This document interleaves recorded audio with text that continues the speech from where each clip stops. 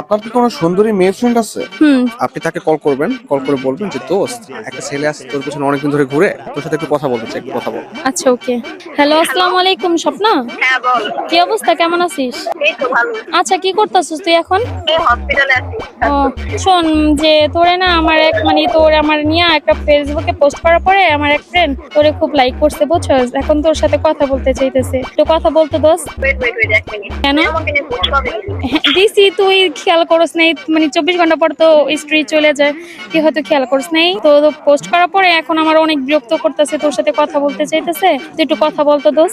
কোন কি দিচ্ছ আমার আগে?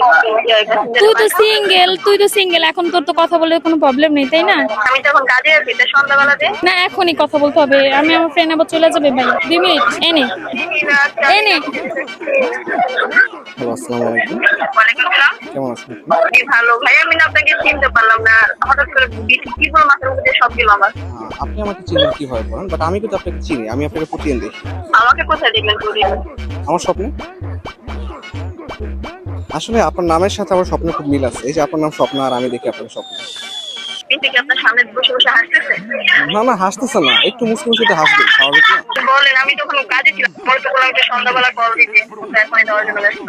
দেখেন, এখন আপনার একটা কাজ, ফিউচারে আপনার কিন্তু আরো কয়েকটা কাজ হবে। এটা ফিউচার এখন তো প্রেজেন্টে আছি, ওইটাকে আগে দেখি। আপনি কি সিঙ্গেল? না আপনি সিঙ্গেল না? না, ও, তার মানে আপনি আমাকে জামাই হিসেবে মেনেও নিয়েছেন, মিঙ্গেল হয়ে গেছেন তার মানে। আল্লাহ, এটা কখন বললাম?